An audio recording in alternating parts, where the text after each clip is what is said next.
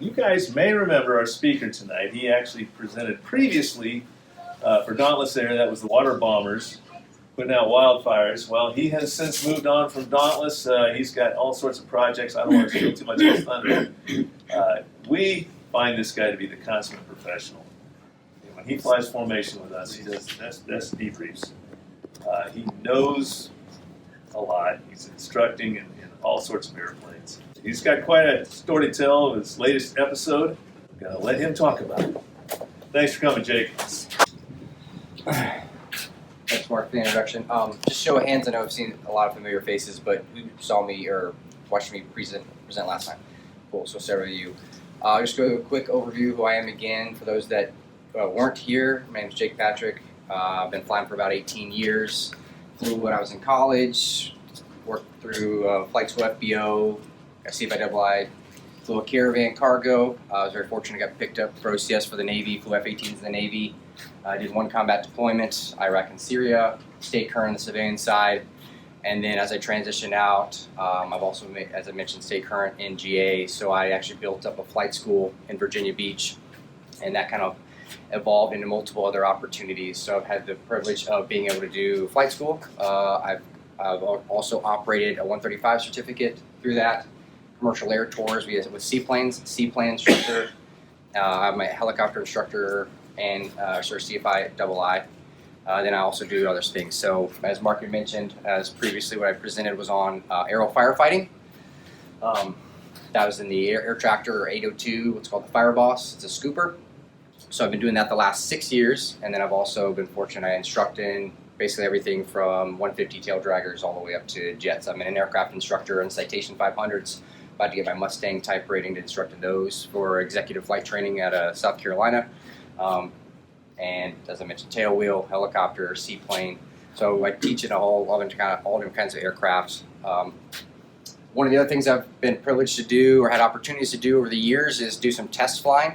I didn't go to test pilot school in the military, but just from all the things I've flown and having the background that I did, I had a couple opportunities to test fly. The first one being for an aircraft manufacturer.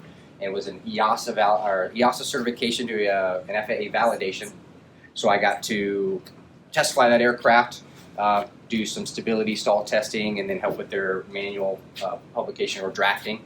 And then the other one would be this Glass Air, as well as what else? I'm also starting to do some test flying for Whip Air and the Fire Boss. They own the STC for the Fire Boss as well, for both engineering, developmental, as well as training. So what I'm here today, though, is talk about is the test flying I did. So I was, everybody, or show of hands, who has done their own Phase 1 flight test for their aircraft? Okay, so somewhat familiar, right? So 21191 or 191. Experimental aircraft or airworthiness certificates. When they get done with the build, you get the DAR involved, and you have the Phase 1 operating limitations that are issued. You're typically confined to a small radius. Typically, that's about 25 miles. Mine was actually a little bit different. There was some confusion there between the FAA or the FSDO and the DAR, but it ended up working out. It was actually ended up being a larger area, and I just delayed it. But it didn't really have a factor in with my situation. This aircraft is owned by a different individual. He hired me because I do, those that were here last time when I presented, I actually brought my Glass Air in. So I own a Glass Air myself. So I've owned, in terms of aircraft ownership, my first airplane was a Very Z. I've owned a Lancer 320 and a Glass Air 3, among other things. But on the experimental side, that's what I've owned. I haven't built an aircraft, but I've gotten somewhat familiar with the experimental community. So this aircraft is a Glass Air 3.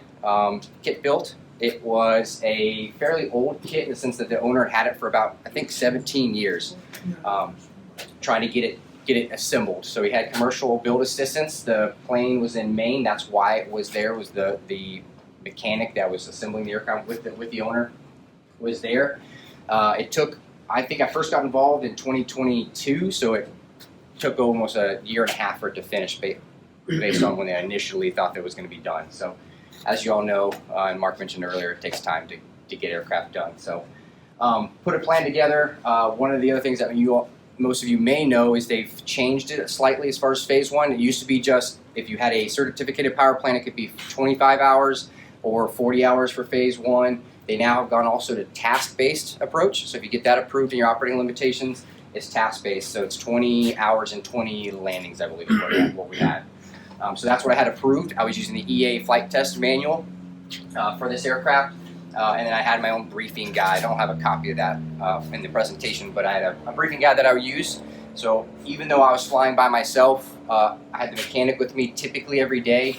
I briefed myself. I'd actually record it, so I have the audio recording for my flight, and then I would brief with the mechanic as well. So plane is up in Maine, as I said. It's Oxford County Regional. It's a non-towered airport northwest of Portland. So that's where I would go to test fly the aircraft. It is about 3,000 feet, so somewhat shorter for this aircraft, but with my experience in the glass there, I didn't feel terribly uncomfortable with that, especially considering that's where the maintenance was. I did have the ability to go to the Lewiston Auburn Airport, but it was about 10-ish miles away. I started the flight test program in I think around June. This was taken in the morning of my mishap. At that time, I had flown 6 flights in the aircraft. It had about 4.1 hours up into that point. So I had done several flights, including the engine break-in and a couple other of the EAA test cards. The weather that day, based on the weather that day, which was a little bit lower ceilings that were improving, I decided to accomplish the test cards number 10 and 11, which were the takeoff and landing performance. So I briefed that with the mechanic, briefed that myself, as I mentioned. And the goal was he was going to be out there with the card as well and watching my takeoffs and landings so I could get different data points and different configurations to go towards the aircraft flight manual. So that's the airplane. It is, as I mentioned, a Glass Air 3. It's got extended wingtips. So the original version has a little bit shorter wingtip, about 24 feet with those extended wingtips, which are also wing tanks or fuel tanks. They're about 28 feet. All together, I think it's about 71 gallons of gas, 71 gallons of fuel, avgas, obviously, in the wings. There is an 8-gallon header tank. So for purposes of testing and then CG, even though the flight test manual calls for varying CGs for the testing, this aircraft is obviously fairly small, 2-seat, and it's got the engine up front, obviously, and just a small baggage area in the back. So what I would typically do is just mostly fly with a full fuel, use a little bit of ballast, but there is at least one example of test flying with ballast in the back of the aircraft and it causing a mishap when they were executing some stalls. So I was very cognizant of that.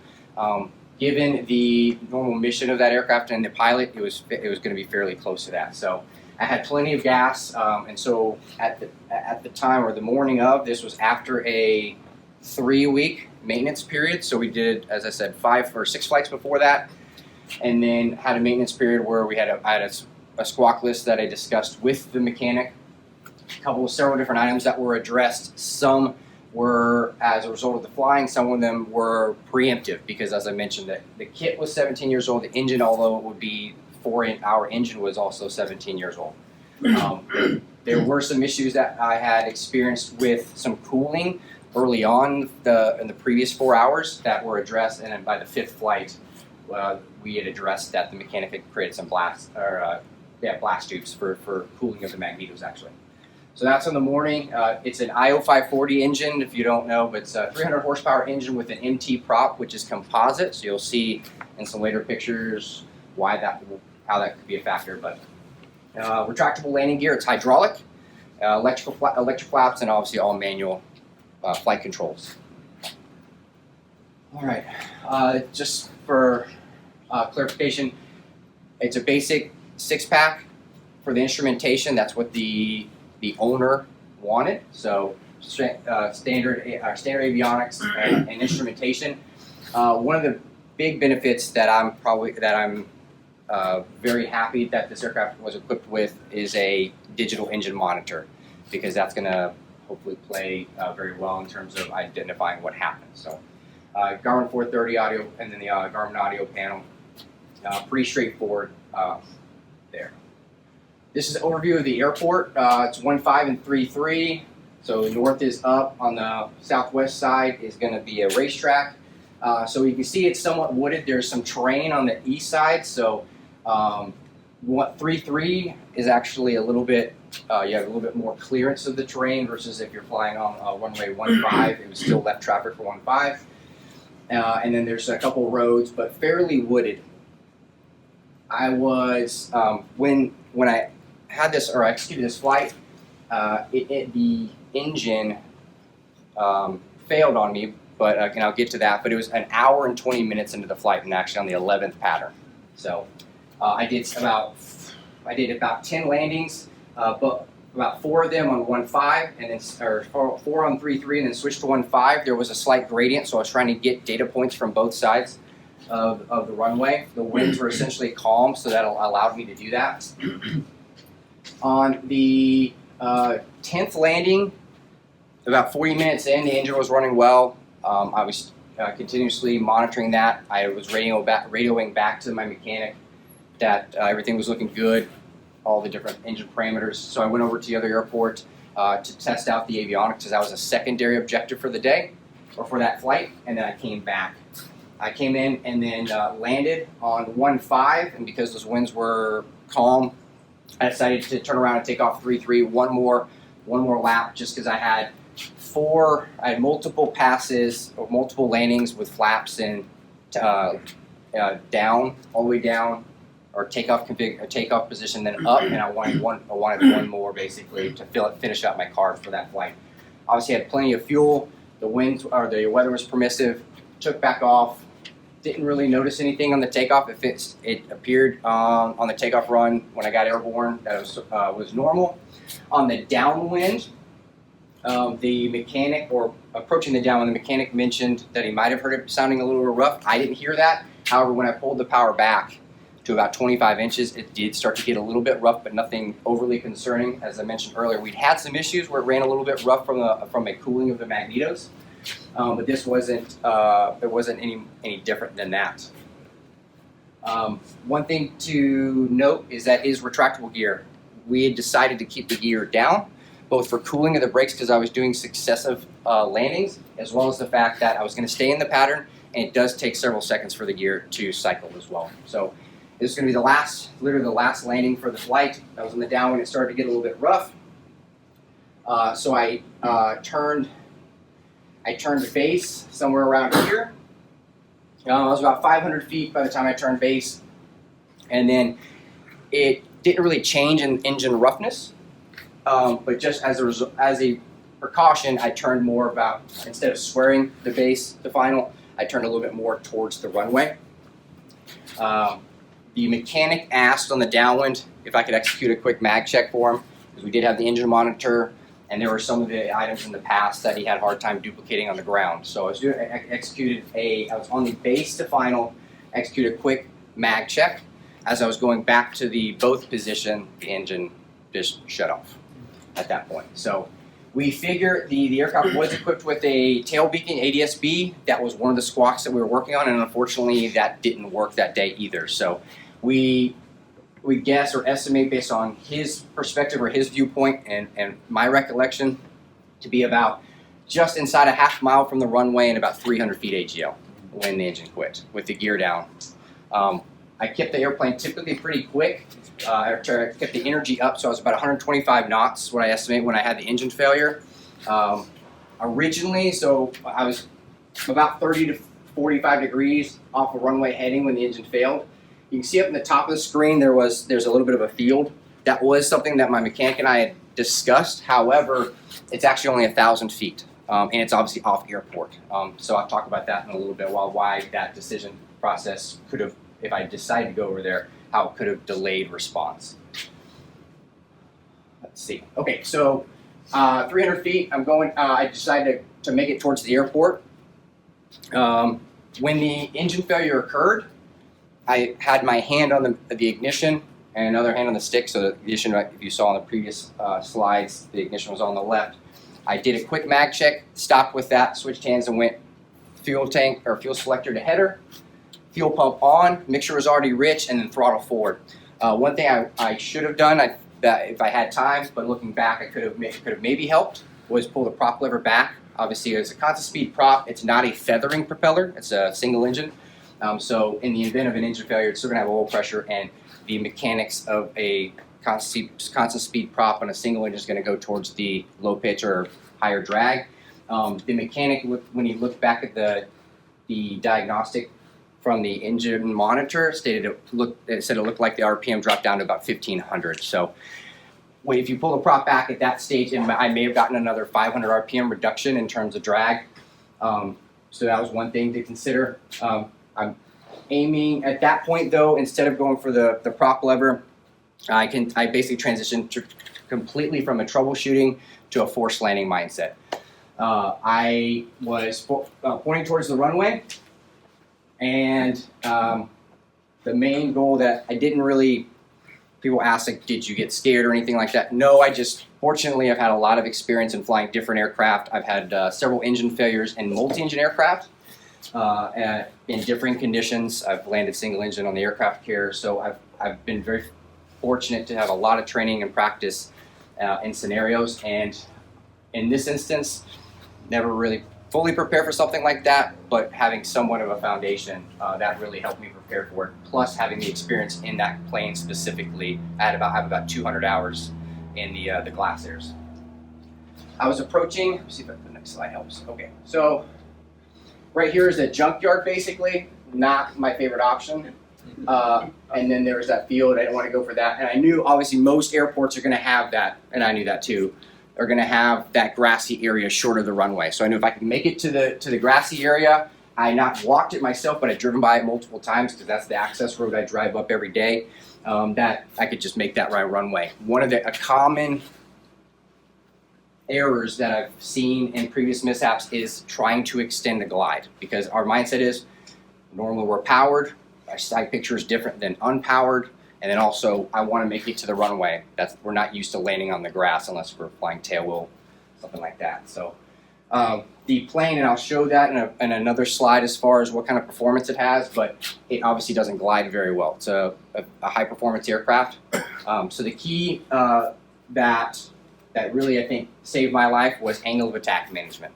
I'll be the first to tell you, I think my airspeed was around 125. I never looked at my airspeed indicator the entire time. The airplane is not equipped with any kind of stall warning device. I had flown that aircraft, both mine and this aircraft I was test flying multiple times, both in the test aircraft I'd flown with and without stall strips, so I had a decent understanding of the stall characteristics.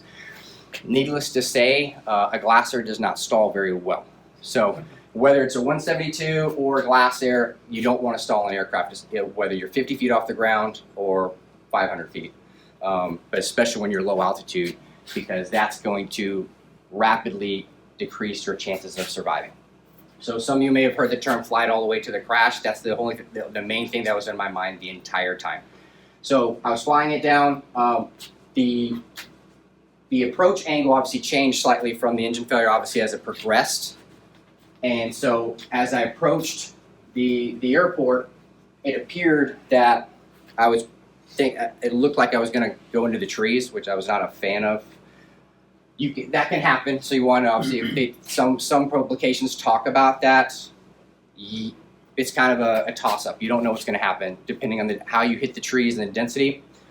Fortunately, at that point, having experience and honestly in that Fireboss and other aircraft, I knew I still had some energy available, and so I took my right hand and maintain the angle of attack the entire time, put the flaps down, and that flap extension, based on the rate at which the flaps extended, stopped or shallowed out my descent rate and actually helped me clear the trees. The mechanic and another one of his friends, or another airport tenant that was based there, was standing next to him. They were under the impression that I was probably going to hit the trees. I cleared them. I don't know how close because of the parallax for them from where they were standing. I thought I was going to hit them, and I could almost swear I saw the tops of the trees next to me going by me in my peripheral vision. And so there's the tree. So yeah, I had to clear this tree line, a group of trees right there, which I couldn't really see. And then you've got this small grassy area. This is a perimeter road. And then you can see, just like any airport, there's going to be a fence line. So I basically cleared this tree line by the junkyard with the flaps, at which point I had a couple options. One was to try to continue to make it all the way to the airport, again, trying to extend the glide, or just hold it. I knew at that point I was basically stuck with whatever energy I had, so the only thing I could do was keep the wings level and try to land on the mains, or at least try to land on the gear as level as possible. If I tried to extend it, I probably was going to stall it. So in reality, or what ended up happening is I hit just prior, right on the road. Then I went through the fence. The landing gear from the impact, I don't know the engine monitor. There was no G meter in the aircraft, so we don't know how high the G was on the impact.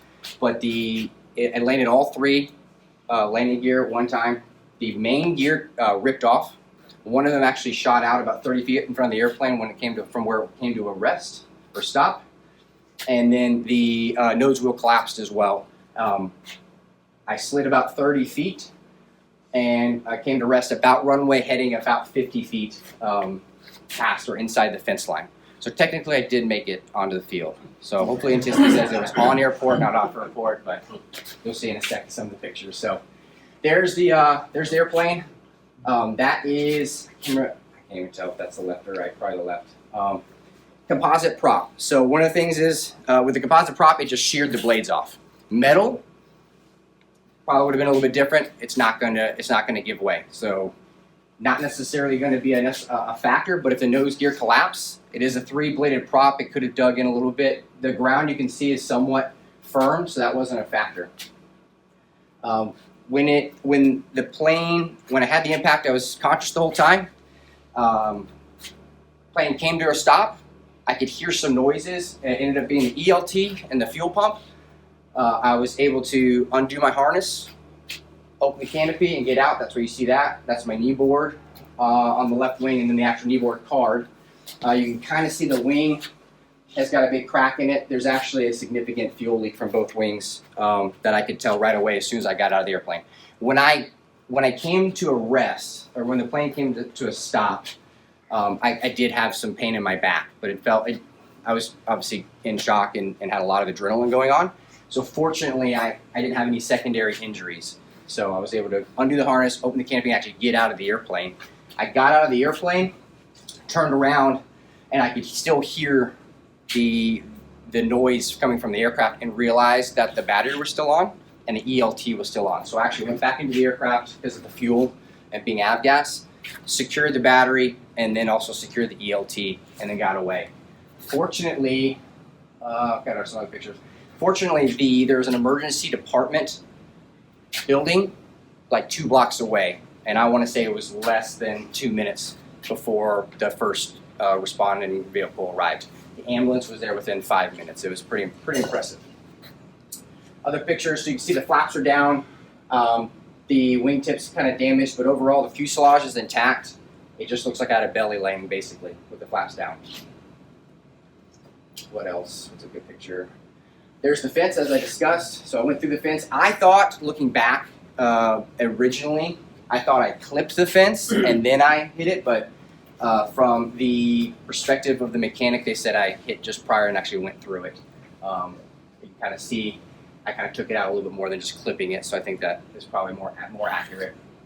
I did try to flare a little bit at the very end, but again, I didn't have much energy left. So in terms of angle of attack available, I pulled back, but it wasn't going to do anything. The main thing was to land wings level as much as possible. So you actually see, so I actually was able to be fortunate to walk out of the airplane. That's me in the background standing against the police car. I went to the hospital in the ambulance. They originally brought me to one hospital, did some X-rays. Turns out I had a burst fracture on my L1, and which probably was very similar to an ejection injury from compression fracture. So it's next level up. I had full control of all my extremities. I never experienced any numbness or tingling or loss of sensation in my legs, which was very fortunate. People like to say I was lucky. I like to say I was prepared and trained. In aviation, a lot of times, yeah, there might be luck, but honestly, it's preparation and opportunity meet each other. I think that's why I was supposed to be there. This is a high-performance airplane. I don't think, I think there will be a decent amount of other pilots, including the owner themselves, that probably would have had a different outcome, just to be quite honest. There's another picture, and let's see, there's some of my skid. So it was about, you can see I slid for about 40 feet, and then you can see the wheels another 20 feet out in front of it. That's how much energy the impact had. You can see some of the buckets there for the fuel spill. All right. One of the things to think about are when an engine failure occurs. A lot of us go through that training and practice. Go back to the book, look at, kind of review, always do a debrief. What could I have done better? Well, the first thing I thought, and I mentioned before, I maybe could have pulled the prop lever back. I did try to troubleshoot, but the main thing was I kept flying the airplane the entire time until impact. In terms of the POH, this is out of the Glasair actually has a POH or a manual that you can use. So this is out of that manual from the aircraft. Just says in the event of an engine failure, you got the best glide. So one thing to consider: 140 to 120, that's miles an hour. So 105 knots is best glide.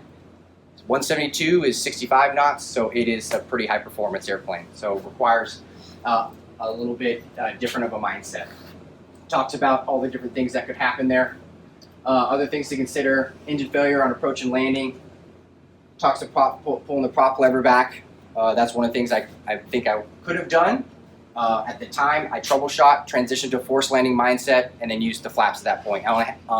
One thing to consider, because we have these as an experimental aircraft, you have the option to have different configurations. My personal aircraft has flaps on the stick.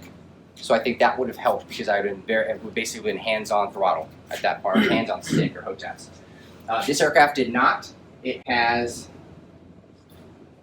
go back to the picture of the cockpit. It has right here, it has a flap lever. Now, one thing I think that was also very helpful, everything I did after the engine failure was basically outside of the airplane. I did it by feel, including the flaps.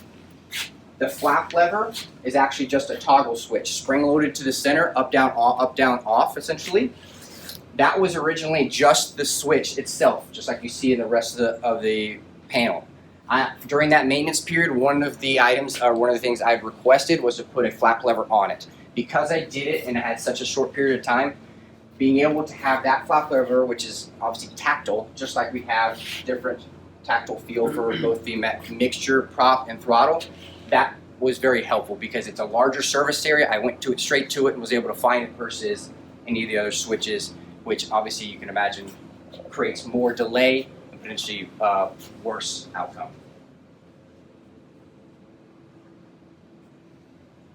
All right. Talks about pulling out, but it also talks about, talks about finding the airport, everything, yes. One thing to consider down here, try to be at 2,000 feet on downwind. That gives you an idea of the performance of the airplane in a glide, and expect a sink rate of 2,200 feet per minute. We do have a time stamp from the event because of the engine monitor, and it included the time basically went all the way up until I turned the battery off. And as I mentioned before, I egressed the airplane and then went back in and turned the battery off. So including the time to get out of the aircraft, go back into the aircraft and turn the battery off, it was, I believe, 30 seconds or less from engine failure to impact and turning the battery off. So not a lot of time to act. And then another thing to consider here, talks about gear down versus gear up. I have about 4,000 hours of dual given in probably 60 different aircraft. And anything that I've taught in that has retractable landing gear, most of the time in the past, I've always briefed, if you're going to be going to a runway or a known paved surface, gear down. If it's anything else other than that, just like it says here, have the gear retracted because of the potential of cartwheeling the aircraft, essentially. I will be the first to tell you, though, if my gear was not down, I would probably not be standing here talking to you, because that's how much energy that impact absorbed from the gear. So the way now I've adapted from this is to brief, it's all energy based. So if you're a high energy state going into a field and you can flare, then yeah, maybe you have the opportunity to bring the gear up and have a nice flared landing. If you're minimal energy, basically a low altitude engine failure, put the gear down. Because if you have to land hard, you want the gear underneath you to absorb that impact. Every situation is going to be a little bit different, but if I would have retracted the gear to clear the trees or anything like that, I would have landed pretty hard, and it probably would have been a different outcome in terms of my injury, in my opinion.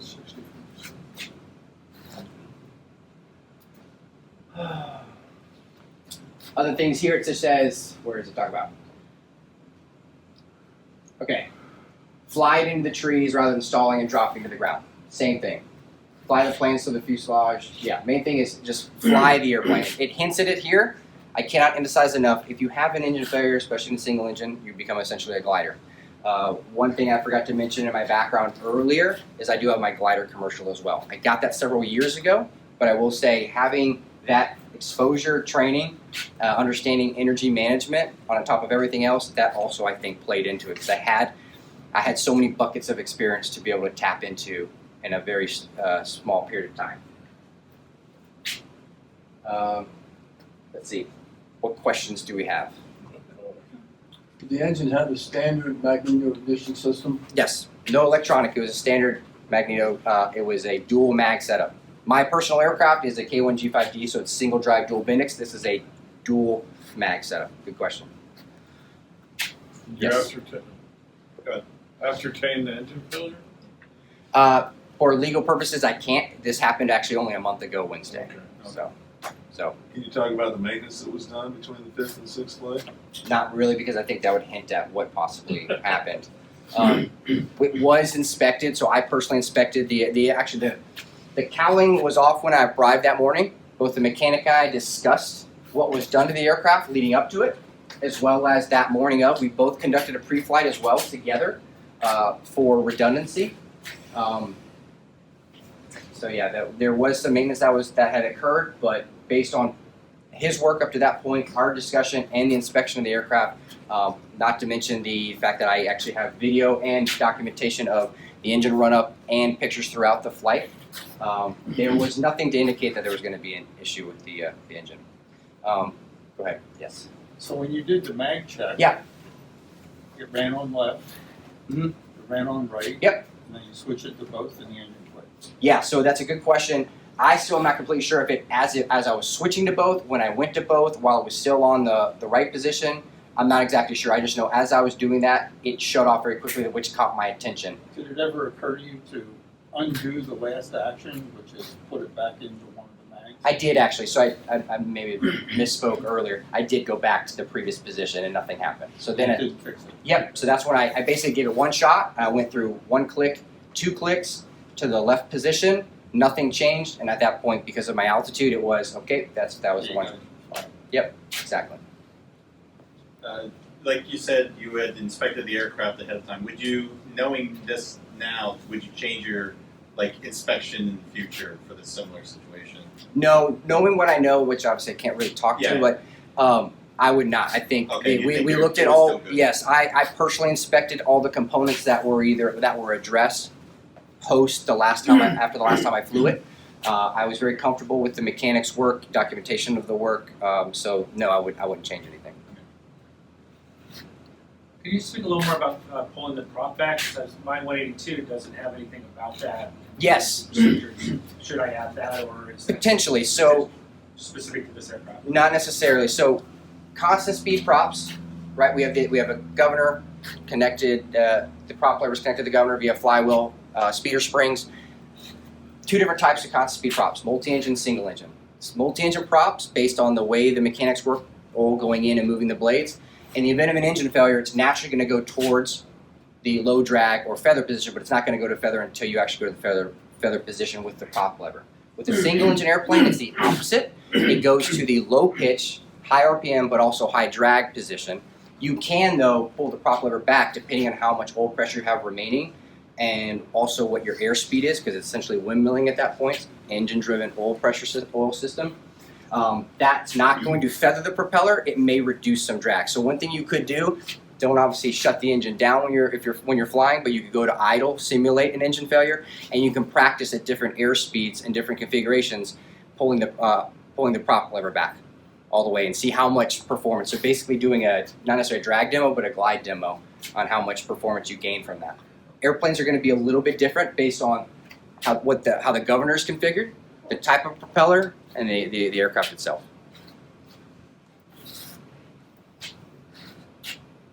Did you go to full flaps? I don't know. There's no flap indicator on the airplane. I didn't look at it. I just remember putting the flaps down until I cleared the trees at that point, and then I prepared for the hard landing. If you have a slippery plane, how do you determine you can get more distance out of your flight path with or without flaps? Are all planes going to be better with, or is it Yeah, so typically, plain? so these are not plain, but these are slotted flaps. They're going to be generating lift up to a certain extension, and then they produce more lift than drag at a certain point. So yeah, there's probably a specific deflection where that occurs. To answer your question, it really just came back from my experience in this aircraft and a lot of different aircraft on how much energy. And so having flown different aircraft, understanding what angle of attack, and more importantly, energy available of the wing in terms of what margin I have to critical angle of attack from feel. One of the things I do in tailwheel aircraft is sometimes I'll cover up the airspeed indicator because I want them to be able to feel the tail. I want them to feel the wing. Because almost all these aircraft, even if they don't have a stall warning device, they're going to let you know when they're approaching critical angle of attack. So yeah, it was mostly a sense, big from experience, honestly. Yeah. If I understand, you were at 125 knots. Mhm. coming through. Yeah. And the best glide is 100, 101, 105 105. with gear down, yeah. Was there any indication that you may want to get it back or get it lower to that, or did you do that? Or? Yeah, so that's a good question. I hold that kind of airspeed, not just in that, but other aircraft for that exact reason. Typically what's going to happen is, I didn't see the airspeed indicator, but I'm almost certain this is what happened. Maintain the same exact angle of attack because of the loss of thrust. I'm automatically going to be back to probably that best glide always. So that's another thing that you could practice with your aircraft is have different approach or set up a different approach or pitch attitudes, different airspeeds, hold the power back and see what happens in terms of your airspeed just while maintaining a specific angle of attack or attitude based on different configurations. That was my mindset. I always kept the airplane as fast as I could. Normally, with this aircraft, I come in and do an overhead. I'm typically doing 180, 200 plus knots because if I have an engine failure, I can always use that energy. In this case, I was remaining in the pattern. We had briefed to keep the gear down. I had no other indication of the previous 10 landings, and I was getting ready to land anyways. I was within 30 seconds, obviously, when it occurred. So no real reason, in my opinion, to retract the gear, but yeah, to answer your question, it naturally came back to probably at 100. And I didn't see it again, I was probably around 70 or so knots by the time I cleared the trees, and then it was basically hold that attitude all the way down for the terms of the angle of attack. Yes. You mentioned blast tubes. Yes. Were the blast tubes directed onto the magnetos? Yes. And how had you determined that the magnetos were overheating? Yeah, the mechanic did. He put a gun to it, a temperature gun to it, and that was on the previous flight phase before this maintenance phase. I did have at least 1 or 2 flights of those 5 or 6 flights prior to this flight, post those blast tubes being installed, and that seemed to have worked because in the past I was limited to about, I think it was pretty consistent, around 35 minutes of flight before the engine started to get rough. This was an hour 20 minutes in, and then as I said before that, those blast tubes had been flight tested, and we put the gun on it, and it seemed to have solved the problem. Yes. Now, I know you said that the mechanic was watching you as you came in. At what point do you know at what point that they realized something was wrong? Did you make any radio calls or anything like that? Nope. So I had a discrete radio frequency with him because I was radioing things back and forth. I'm a big advocate of comm brevity, and common traffic advisory frequencies are some of the worst frequencies to be on. So I had this specific discrete frequency I was talking to the mechanic on while monitoring the CTAF for obviously other aircraft. There were other aircraft both during the entirety of the flight as well as when this mishap occurred. When it happened, they saw me approach the airport a little bit differently, and then they basically saw the dust cloud when I hit. I didn't make any radio calls, so people asked, hey, did you declare an emergency? No, I'm not going to do that. What are the 3 things we're supposed to do? Aviate, navigate, communicate. Who am I talk to? What am I saying? I'll see you in a minute, a second.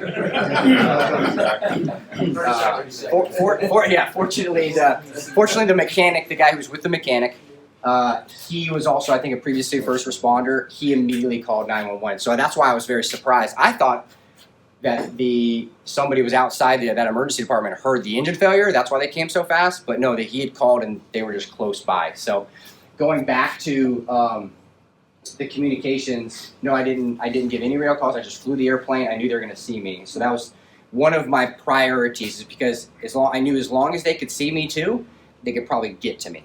If I were to choose one of the other areas, whether it's there's not too many good options. So junkyard, not a good option. Solar farm, not a good option. Over here would be maybe right the next best. The challenge there is it's only 1,000 feet. It's off airport, and so that because I wasn't the one that called the ambulance, they probably are going to have a much harder time identifying where to go with the ambulance. ELT is not going to do anything. Civil Air Patrol's not there. So But you demonstrated you only needed 40 feet. Exactly. Yeah. Well, 60-ish. Yeah. Okay. Yeah. This is a good rescue. Yeah. And the only reason, I think the other reason too, in addition to the response, was it was on the other side of the center line. So that was probably my main concern. Yes. So I know hindsight's 20/20. Yeah. And we all, when we fly, we have our comfort envelope of Yep. safety and performance and, Yes. and standards. Mine would not have been definitely no mag check at 300 feet. Yep. Do you plan on changing that in the future? Yeah. Are you really comfortable? Yeah, so that is a good point. Thank you. So that was something I probably should change, should not have done in hindsight. Yeah. It was one of those situations where I'd done it in the past, but also the mechanic had asked for it. Instead of being like, let me just focus on this right now, let me get it on deck. Critical phase of flight. Yeah, as a critical phase of flight, I think the thought process that led me to that was because I had done that in the past, and you could consider it a normalization of deviance. So Yeah. to answer your question, yeah, no, it's if I've got engine roughness in the future, just like I talked about, keeping the gear down to absorb the impact in a slow energy or high rate of descent impact off airport, yeah, I would probably just leave it as it is and we'll figure it out. Yep. What was the mechanic thinking about doing a mag check? Because if one mag was out, then when you got to that, the motor would just about quit. Yeah, it What was. is I it? think it was. We had the issue with the mag in the past and a cylinder dropping off, and there. You want to know which mag. Yeah, I think he was wanting to see from his perspective what it might have been. Now, obviously, we could have potentially recreated that on the ground. So again, that's where the change of thought process. Sorry if you answered this question already. Yeah. E-mags, standard mags? Yeah, standard mags. Standard. Dual magnetos, not single drive. Like my personal aircraft is dual mag, single drive. These are dual mag standards. Yeah. Does do you know if the owner intends to repair the aircraft, or is it a write-off? Good question. He didn't want to initially. Now he kind of wants to rebuild it. He's a little bit emotionally attached to the airplane. He's been very supportive. The post mishap analysis by the mechanic is that the fuselage is essentially completely intact. The wing obviously needs to be rebuilt. The engine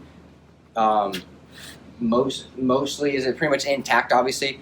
Obviously the prop. And then I think there was some damage to the tail because of the impact.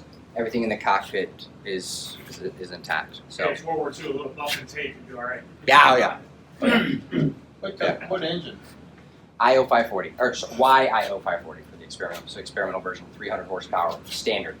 No 10-to-1 pistons, no port and polish. K185. I think so. Yeah, I gotta look at it again. Angle valve. I'm guessing this counts as a prop strike. Yes. So two things. It counts as, it does count as a prop strike, and I did log this as a flight with a landing. So On airport. Yeah. Was it one landing or two? I should have logged it as I think 3. They said I bounced at least once, so I could have probably got my currency out of it. So yes. Any post-flight advice as far as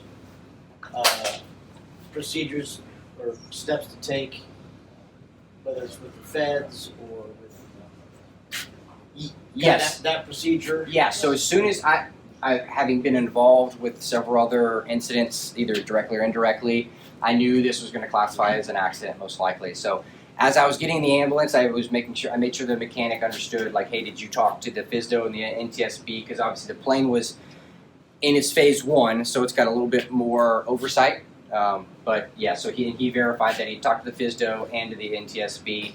I've submitted my report. I've talked to one of the ASIs, but I haven't really spoken to anybody since. I think this is a little bit of a unique scenario because I think, especially with an aircraft like this, and maybe you've seen this recently, it does seem like there's an uptick of fatal accidents in GA. So a lot of them end up being plane destroyed post-impact fire, and the pilot is dead. So maybe a little bit different of a investigation. So.